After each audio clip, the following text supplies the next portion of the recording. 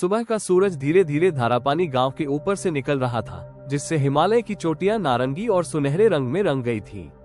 उत्तरी भारत के पहाड़ों में बसे इस छोटे से गांव में जीवन धीरे धीरे आगे बढ़ रहा था, जहां बादल अक्सर आंखों के स्तर पर होते थे और हवाएं प्राचीन काल की कहानियां सुनाती थी।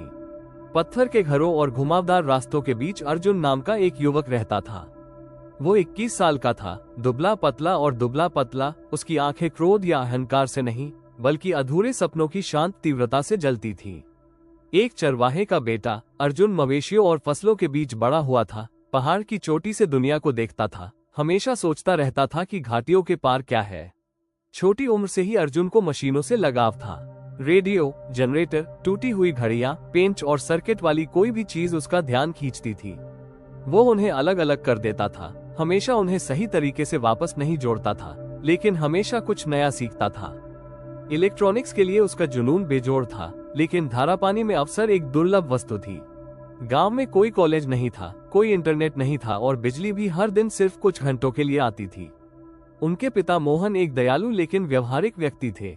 वे कहते थे, सपने अच्छे होते हैं, लेकिन वे भूखे लोगों को खाना नहीं खिलाते। फिर भी उन्होंने अर्जुन को कभी भी कुछ नया करने से नहीं रोका। एक सर्दियों की शाम दिल्ली से एक यात्री गांव के गेस्ट हाउस में रुका। वो एक लैपटॉप लेकर आया, जो ज्यादातर ग्रामीणों के लिए एक अजीब और चमकने वाला उपकरण था। अर्जुन उत्सुक था। उसने बैटरी की समस्या को ठीक करने में उसकी मदद करने की पेशकश की। यात्री ने आश्चर्य से देखा कि अर्जुन ने उपकरण खोला और कुछ ही मिनटों में समस्या का निदान किया। तुम बहुत होशियार हो, यात्री ने कहा। क्या तुमने इंजीनियरिंग की पढ़ाई करने के बारे में सोचा है? अर्जुन ने धीरे से हंसते हुए कहा, मैंने हर एक दिन इसके बारे में सोचा है, लेकिन सोचने से ट्यूशन की फीस नहीं मिलती। यात्री ने खुद को दिल्ली के एक तकनीकी कॉलेज में प्रोफेसर डॉक्टर राघवन के रूप में पेश किया। जाने से पहले उसने अर्जुन को अपना कार्ड दिया। उसने कहा, अगर तुम कभी दिल्ली आओ तो मुझसे मिलना। वो कार्ड अर्जुन की सबसे कीमती संपत्ति बन गया।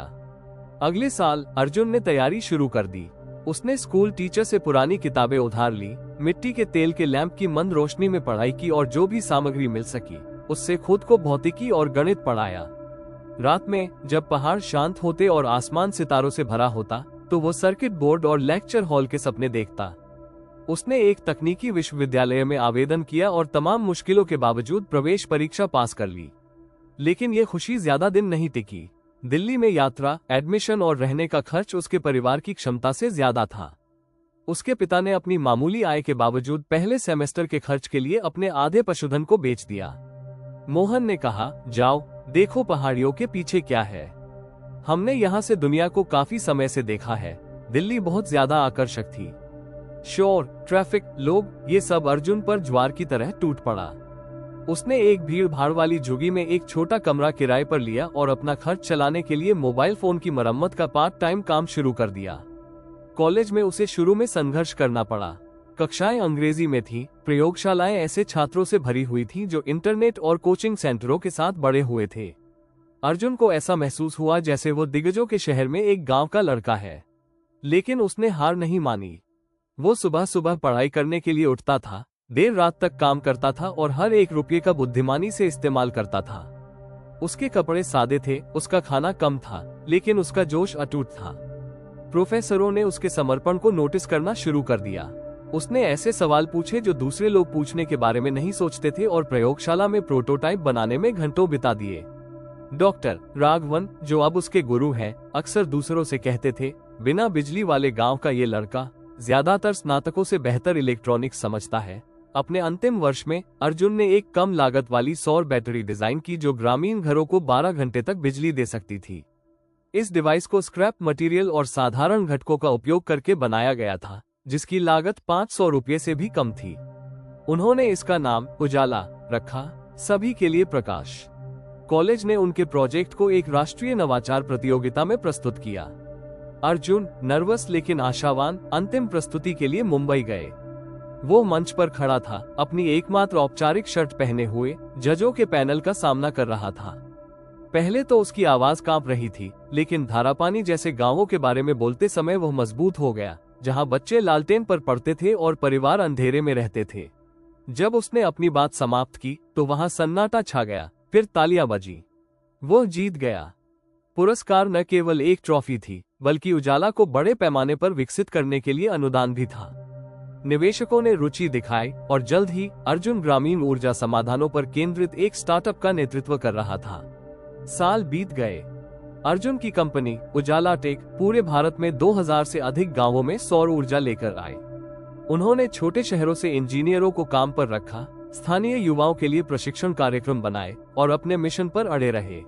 एक दिन एक अंतर्राष्ट्रीय समाचार चैनल के एक वृत्तचित्र दल ने उनसे मुलाकात की। उन्होंने पूछा, तुम्हारे आगे बढ़ने की क्या वजह थी? तुम्हारे पास हार मानने के हर कारण थे। अर्जुन मुस्कुराया। हर छोटे से गांव से दुनिया के बाकी हिस्सों तक जाने के लिए एक रास्ता है। ज्यादातर लोग बहुत जल्दी चलना बंद कर देते हैं। मैं चलता रहा। सबसे कठिन कदम शिखर से पहले का आखिरी कदम होता है। यही वो कदम है जो आपको तोड़ता है या आपको बनाता है। उस सर्दी में अर्जुन धारापानी लौट आया। गांव बदल गया था। छतों पर सोलर पैनल चमक रहे थे, बच्चे स्लेट की जगह टैबलेट लेकर चल रहे थे और उसके पिता के पुराने घर को फिर से प्रशिक्षण केंद्र में बदल दिया गया था। गांव के लोग फूलों और संगीत के साथ उसका स्वागत करने के लिए इकट्ठा हुए थे। मोहन, जो अब बड़ा हो गया था लेकिन अभी भी मजबूत था, ने अपने बेटे को गले लगा लिया। तुम रोशनी लेकर आए, उसने फुसफुसाते हुए कहा। सिर्फ हमारे घरों में ही नहीं, बल्कि हमारे दिलों में भी। अर्जुन ने पहाड़ियों की ओर देखा, जहां आसमान धरती से मिलता था और जहां उसके सपने कभी बादल हुआ करते थे, वे अब सितारे बन गए थे। सुबह का सूरज धीरे धीरे धारापानी गांव के ऊपर से निकल रहा था, जिससे हिमालय की चोटियां नारंगी और सुनहरे रंग में रंग गई थी।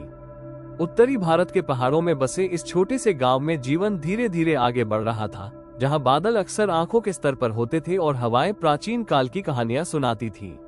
पत्थर के घरों और घुमावदार रास्तों के बीच अर्जुन नाम का एक युवक रहता था। वो 21 साल का था, दुबला पतला और दुबला पतला। उसकी आंखें क्रोध या अहंकार से नहीं, बल्कि अधूरे सपनों की शांत तीव्रता से जलती थीं। एक चरवाहे का बेटा, अर्जुन मवेशियों और फसलों के बीच बड़ा हुआ था। पहाड़ की चोटी से दुनिया को देखता था, हमेशा सोचता रहता था कि घाटियों के पार क्या है। छोटी उम्र से ही अर्जुन को मशीनों से लगाव था। रेडियो, जनरेटर, टूटी हुई घड़ियां, पेंच और सर्किट वाली कोई भी चीज उसका ध्यान खींचती थी। वो उन्हें अलग अलग कर देता था, हमेशा उन्हें सही तरीके से वापस नहीं जोड़ता था, लेकिन हमेशा कुछ नया सीखता था। इलेक्ट्रॉनिक्स के लिए उसका जुनून बेजोड़ था, लेकिन धारापानी में अवसर एक दुर्लभ वस्तु थी। गांव में कोई कॉलेज नहीं था, कोई इंटरनेट नहीं था और बिजली भी हर दिन सिर्फ कुछ घंटों के लिए आती थी। उनके पिता मोहन एक दयालु लेकिन व्यवहारिक व्यक्ति थे।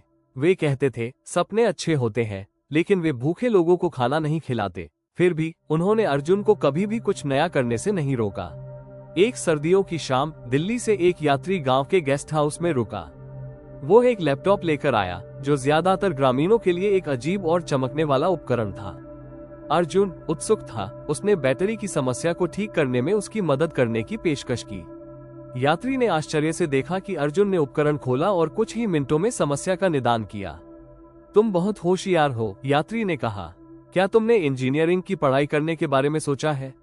अर्जुन ने धीरे से हंसते हुए कहा, मैंने हर एक दिन इसके बारे में सोचा है, लेकिन सोचने से ट्यूशन की फीस नहीं मिलती। यात्री ने खुद को दिल्ली के एक तकनीकी कॉलेज में प्रोफेसर डॉक्टर राघवन के रूप में पेश किया। जाने से पहले उसने अर्जुन को अपना कार्ड दिया। उसने कहा, अगर तुम कभी दिल्ली आओ तो मुझसे मिलना। वो कार्ड अर्जुन की सबसे कीमती संपत्ति बन गया। अगले साल अर्जुन ने तैयारी शुरू कर दी। उसने स्कूल टीचर से पुरानी किताबें उधार ली, मिट्टी के तेल के लैंप की मंद रोशनी में पढ़ाई की और जो भी सामग्री मिल सकी उससे खुद को भौतिकी और गणित पढ़ाया। रात में जब पहाड़ शांत होते और आसमान सितारों से भरा होता, तो वो सर्किट बोर्ड और लेक्चर हॉल के सपने देखता। उसने एक तकनीकी विश्वविद्यालय में आवेदन किया और तमाम मुश्किलों के बावजूद प्रवेश परीक्षा पास कर ली। लेकिन ये खुशी ज्यादा दिन नहीं टिकी। दिल्ली में यात्रा, एडमिशन और रहने का खर्च उसके परिवार की क्षमता से ज्यादा था। उसके पिता ने अपनी मामूली आय के बावजूद पहले सेमेस्टर के खर्च के लिए अपने आधे पशुधन को बेच दिया। मोहन ने कहा, जाओ देखो पहाड़ियों के पीछे क्या है। हमने यहाँ से दुनिया को काफी समय से देखा है। दिल्ली बहुत ज्यादा आकर्षक थी। शोर, ट्रैफिक, लोग, ये सब अर्जुन पर ज्वार की तरह टूट पड़ा। उसने एक भीड़ भाड़ वाली झुग्गी में एक छोटा कमरा किराए पर लिया और अपना खर्च चलाने के लिए मोबाइल फोन की मरम्मत का पार्ट टाइम काम शुरू कर दिया। कॉलेज में उसे शुरू में संघर्ष करना पड़ा। कक्षाएं अंग्रेजी में थीं, प्रयोगशालाएं ऐसे छात्रों से भरी हुई थीं जो इंटरनेट और कोचिंग सेंटरों के साथ बड़े हुए थे। अर्जुन को ऐसा महसूस हुआ जैसे वो दिग्गजों के शहर में एक गांव का लड़का है। लेकिन उसने हार नहीं मानी। वो सुबह सुबह पढ़ाई करने के लिए उठता था, देर रात तक काम करता था और हर एक रुपये का बुद्धिमानी से इस्तेमाल करता था। उसके कपड़े सादे थे, उसका खाना कम था, लेकिन उसका जोश अटूट था। प्रोफेसरों ने उसके समर्पण को नोटिस करना शुरू कर दिया। उसने ऐसे सवाल पूछे जो दूसरे लोग पूछने के बारे में नहीं सोचते थे और प्रयोगशाला में प्रोटोटाइप बनाने में घंटों बिता दिए। डॉक्टर राघवन, जो अब उसके गुरु हैं, अक्सर दूसरों से कहते थे, बिना बिजली वाले गांव का ये लड़का ज्यादातर स्नातकों से बेहतर इलेक्ट्रॉनिक्स समझता है। अपने अंतिम वर्ष में अर्जुन ने एक कम लागत वाली सौर बैटरी डिजाइन की जो ग्रामीण घरों को 12 घंटे तक बिजली दे सकती थी। इस डिवाइस को स्क्रैप मटेरियल और साधारण घटकों का उपयोग करके बनाया गया था, जिसकी लागत 500 रुपये से भी कम थी। उन्होंने इसका नाम उजाला रखा, सभी के लिए प्रकाश। कॉलेज ने उनके प्रोजेक्ट को एक राष्ट्रीय नवाचार प्रतियोगिता में प्रस्तुत किया। अर्जुन, नर्वस लेकिन आशावान, अंतिम प्रस्तुति के लिए मुंबई गए। वो मंच पर खड़ा था, अपनी एकमात्र औपचारिक शर्ट पहने हुए, जजों के पैनल का सामना कर रहा था। पहले तो उसकी आवाज कांप रही थी, लेकिन धारापानी जैसे गांवों के बारे में बोलते समय वह मजबूत हो गया, जहां बच्चे लालटेन पर पढ़ते थे और परिवार अंधेरे में रहते थे। जब उसने अपनी बात समाप्त की तो वहां सन्नाटा छा गया, फिर तालियां बजी। वो जीत गया। पुरस्कार न केवल एक ट्रॉफी थी, बल्कि उजाला को बड़े पैमाने पर विकसित करने के लिए अनुदान भी था। निवेशकों ने रुचि दिखाई और जल्द ही अर्जुन ग्रामीण ऊर्जा समाधानों पर केंद्रित एक स्टार्टअप का नेतृत्व कर रहा था। साल बीत गए। अर्जुन की कंपनी उजाला टेक पूरे भारत में 2000 से अधिक गांवों में सौर ऊर्जा लेकर आए। उन्होंने छोटे शहरों से इंजीनियरों को काम पर रखा, स्थानीय युवाओं के लिए प्रशिक्षण कार्यक्रम बनाए और अपने मिशन पर अड़े रहे। एक दिन एक अंतर्राष्ट्रीय समाचार चैनल के एक वृत्तचित्र दल ने उनसे मुलाकात की। उन्होंने पूछा, तुम्हारे आगे बढ़ने की क्या वजह थी? तुम्हारे पास हार मानने के हर कारण थे। अर्जुन मुस्कुराया। हर छोटे से गांव से दुनिया के बाकी हिस्सों तक जाने के लिए एक रास्ता है। ज्यादातर लोग बहुत जल्दी चलना बंद कर देते हैं। मैं चलता रहा। सबसे कठिन कदम शिखर से पहले का आखिरी कदम होता है। यही वो कदम है जो आपको तोड़ता है या आपको बनाता है। उस सर्दी में अर्जुन धारापानी लौट आया।